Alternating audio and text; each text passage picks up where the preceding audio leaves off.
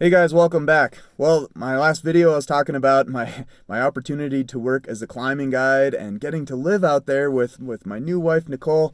We had just a fantastic kind of magical time out in the middle of nowhere, getting to live this adventure of life together, and I was just felt really happy to get to learn to take people out climbing and get paid for it. It was really fun. Anyway, after our little trip to Jackson, Nicole and I found a great place in Golden.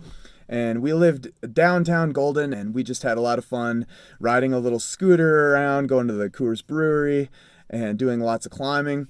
Nicole and I were out bouldering one day at Morrison, which is something we often did. We had our little kitten with us that day, which is weird, but I met up with this guy, Dave, and he was bouldering too, and we kind of struck up a conversation. He was part of this group of climbers that did a lot of cutting-edge climbs down the South Platte. They were putting up new routes, and he invited me kind of into their group. Of course, I had to prove myself. I remember he took me out to the South Platte one day, and I did this route called Wunsch's Dihedral. And after he saw me on site it, I think he was convinced that I could hang with those guys. And this next year, I did a lot of climbing with him and his other buddy Kevin, and these guys were like super hardcore. And this was just awesome for me because I had never really gotten to climb with like climbers that were just, way above my level like that. I'd always felt like I had to kind of drag people out and take them out. I had a lot of reluctant climbing partners a lot of times, it felt like. So to be sort of taken along for the ride like this was a really just fantastic thing for me that I so appreciated. And I so appreciated these guys for taking me under their wing and kind of taking me to the next level of my climbing. So for this chapter, Dave and I kind of partnered up a lot. He and I started climbing things like the Hallucinogen Wall in the Black Canyon, big link ups in Eldorado Canyon, a lot of other climbs in the Black Canyon or in the South Platte. I got to do some more first ascents in the South Platte with these guys, learning how to bolt on the lead with a drill, which was crazy. Dave and I started putting together plans, kind of played around with ideas of going to Greenland or Baffin Island to do some new routes, and we settled on this area in the Bugaboos to do the west face of North Howser Tower. Also that year, my work was really interesting. So I had already gotten to climb the radio towers, totally awesome, dream come true. But I got this job where I got to use my construction skills and learn how to build a recording studio from the ground up. So I got to actually like design and build a recording studio in Englewood for this guy that was kind of starting his own new business. So that was a really fun and rewarding experience for me. One day, Nicole and I kind of got wind of this job fair that was going down in Centennial, and they were hiring for Raytheon Polar Services for jobs to work in Antarctica. And Nicole and I knew nothing about it. I had never heard of people working down there. I didn't know what the different bases were or what people even did down there. So kind of on a whim, she and I went down to this job fair, and as soon as we went in, we were kind of right at the tail end of the job fair, like right at the end of the last day. And I went up to this old guy, Bill, and plopped my resume on the desk and just said, hey, what do you guys got going on?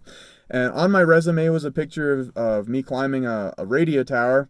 And once he saw that, he kind of, I don't know, he talked with me for like a few seconds and told me about this gig that they had at the South Pole the coming season where they were building a telescope and they needed a climber rigger for the job. So pretty much right on the spot, he hired me to work at the South Pole. Now, in my mind, I didn't know what the South Pole was versus anywhere else in Antarctica. I mean, in my mind, like all of Antarctica was the South Pole. But as it turned out, getting offered a position at the South Pole Station was actually at the geographic South Pole, and it was like 700 miles inland from the coast. And I found out later that this getting an opportunity to work at the South Pole Station was really special because most people have to kind of put in their time. They have to work at the McMurdo base for like a year or two before they even get an opportunity to work at the South Pole. So, I didn't know this at the time, but I was like, sure, great, sounds good. So I pretty much got hired right on the spot. Now, the same thing happened to Nicole. Like, actually, a lady approached her. And I don't know what she saw in Nicole, but somehow this lady that was was recruiting all the kitchen staff for the South Pole Station, just came up to Nicole and liked her immediately and just gave her a job right off the get-go.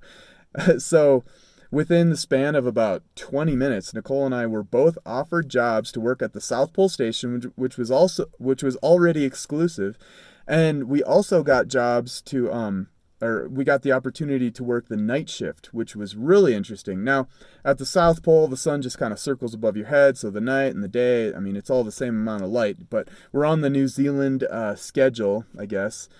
And so working the night shift was going to be even more exclusive. It was going to be like just a few dozen people that worked the night shift together with us. So what it was going to end up being, which we didn't know at the time, but it was going to end up being like a very unique opportunity for both of us. So we had a lot of great plans coming up. We were going to be working in Antarctica.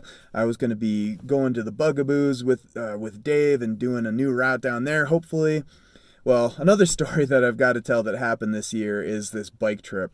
Now, in the back of my mind, I wanted to bike to South America, and I had my mountain bike. That's why I had done my training trip to California, and I still wanted to try to figure out how I could get through the Darien Gap, which is this like impenetrable jungle in southern Panama. And I wasn't sure how I was going to do it, but I decided, I got to take another like little training trip, and Nicole had said she wanted to join me on this trip, which sounded great to me. So she and I decided to kind of do a little training trip. We were going to go to Mexico. I was going to take a bunch of climbing gear. And I had found this other climber named Cristobal online. And he and I were going to go climb El Trono Blanco in the Baja. Kind of en route on our bike trip. So Nicole and I, we drove out to California and visited some friends in San Diego. And then we bought a new tandem bike down there, and we had arranged to meet this guy Cristobal down in La Rumorosa in the Baja in Mexico. So loaded up our supplies in San Diego and started heading south. The tandem bike that we had been convinced that we had to buy was a little bit too big for Nicole, so she was having a hard time. She was kind of on her tiptoes. Did a lot of work to get over the border and then up into the mountains in Mexico. Gained thousands of feet of elevation, getting up to the kind of the pass in Baja, and finally made our way after several days into La Rumorosa, and found this just big, basically garbage pile of metal, a place to park our bike, and we're planning on meeting Cristobal.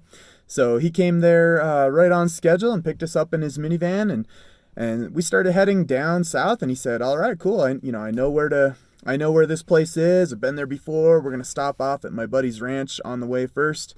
So we stopped off at his buddy's ranch. Now, this was in February, and you wouldn't think that Mexico could get cold in ever, but it was so cold that actually like the waterfalls were frozen and stuff. Like, it was super cold. We stopped off at this little ranch, and Nicole and I started unloading our supplies. We got the tent unloaded, and I went back to start kind of unloading my climbing gear, and then all of a sudden Cristobal just took off. I didn't really think anything of it. I thought, maybe he's just moving his car for a minute. Like, I didn't know. He seemed like a legit guy. He seemed like a climber. He seemed to know, he knew his stuff. So I didn't think anything of it. So Nicole and I started setting up our tent, but, this guy had just kind of taken off with all of my climbing gear and all the rest of our stuff. So after, minutes turned into hours, I realized, like, we just got robbed and stranded, and we were out in the middle of nowhere. We were in the desert. There was like kind of some boulders, but there was like nobody out there. We ended up being there for days, actually. Now, the place that we had gotten dumped was happened to be kind of an area where there was some climbing. Eventually, there were some other climbers from Tijuana that came by, and we told them about our situation, and they, of course, were so shocked to hear that some climber had done this to us. We didn't want to ruin their trip or anything, so despite the fact that we had been stranded there for days already, I told them, like, sure, I'll do some climbing with you guys. I don't want you to have to like ruin your trip. But eventually these guys are the ones that kind of rescued us out of there, and they brought us back to Tijuana, and then we biked back into San Diego. Anyways, it's kind of a jam-packed year full of a lot of crazy things happening, but on the next video I'll talk about my trip to the Bugaboos with Dave. That was a really fantastic adventure, and we'll pick up the story from there. Thanks.